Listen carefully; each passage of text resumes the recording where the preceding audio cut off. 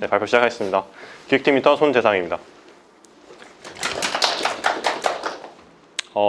첫 번째 발표, 두 번째 발표 때도 마찬가지로 이번 인턴 기간 2달 기간을 프로젝트 구름이라는 하나의 기획을 뚱구름을 잡는다라는 하나의 프로젝트 명을 잡아서 이제 마찬가지로 진행했었습니다.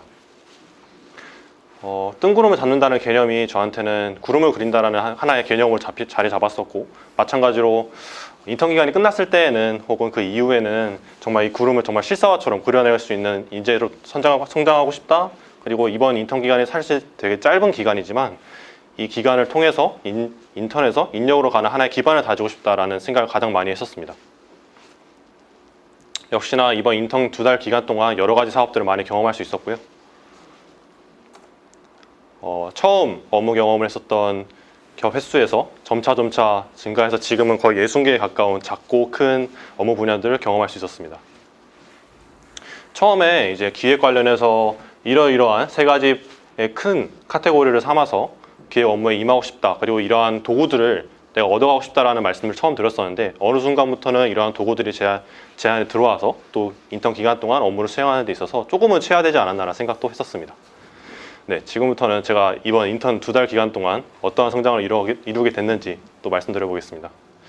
사실 제가 이번 세 번째 발표에 앞서서 가장 크게 대비가 되었다고 느껴졌던 사업 2가지입니다. 하나는 이제 장애인 보조기기 관련된 사업이고, 나머지 하나는 국민수요 맞춤, 이제 스마트 실드라는 이전에 LBS 테크에서 기획하셨던 그리고 상까지 받으셨던 아이템을 좀 더 구체화하는 두 번째 사업, 이 2가지 사업이 가장 크게 저 개인적으로 대비가 많이 됐었어요.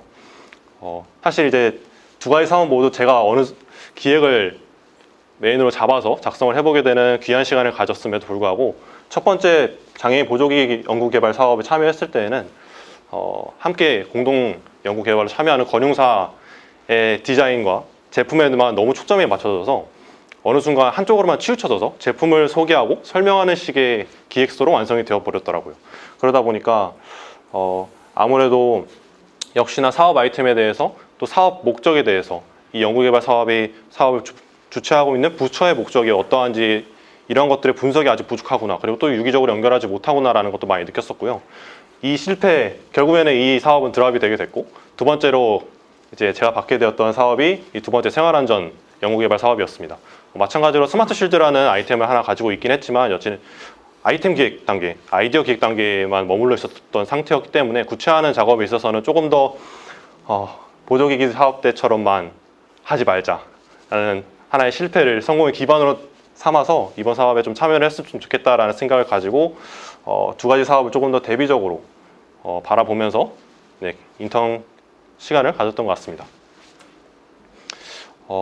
이렇게 세 번째 발표에 앞서서 이러한 것들을 경험해 보면서 느꼈던 것 중에 하나는 제가 나름대로 RFP 제안 요청서를 나름대로 분석을 한다고 하고, 나름대로 오랜 시간을 잡고 부처의 목적이 무엇일지, 사업의 목적이 무엇일지, 어떤 니즈를 갖고 있는지에 대해서 나름대로 생각을 하고 계획서를 작성해 본다고 이제 컴퓨터 앞에 앉아는 있었지만, 사실상 제가 그러한 것들에 있어서는 많이 부족한 부분이 여전히 남아있구나라는 생각이 많이 들었었어요.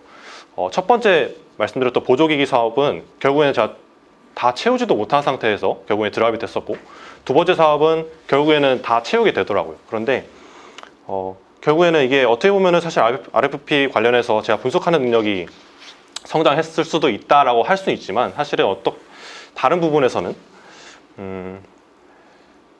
그저 제가 하나의 실패를 그냥 기반으로 삼아서 완성해 나가는 게 아닌가라는 생각도 한편으로 들더라고요.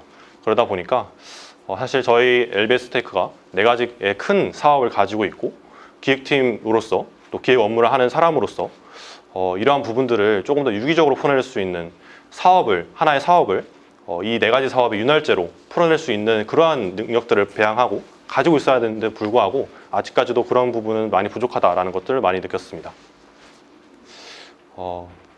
이제 이번 2달 인턴 기간을 마치면서 첫 번째 발표 때도 말씀드린 것처럼 이 기획의 플로우에 맞춰서 여러 가지를 경험해보고 거의 60가지의 작고 큰 경험들을 하다 보니까, 그래서 나름대로는 이제 기획에 관련된 조금의 지식을, 조금의 능력을 가질 수 있었던 것 같지만, 여전히 제가 원하던 그림은 그리지 못한 상태인 것 같아요. 두 번째 발표 때 말씀드린 것처럼 구름을 그냥 도장으로 찍어서 만들어낸다, 그려낸다라는 목적과는 다르게 지금은 조금 그 찍어낸 구름에 명암을 그리고 색칠을 하는 정도까지는 온 것 같지만 여전히 실사화된 모습까지는 제가 구현해내지 못하고 있구나라는 것도 많이 느꼈습니다.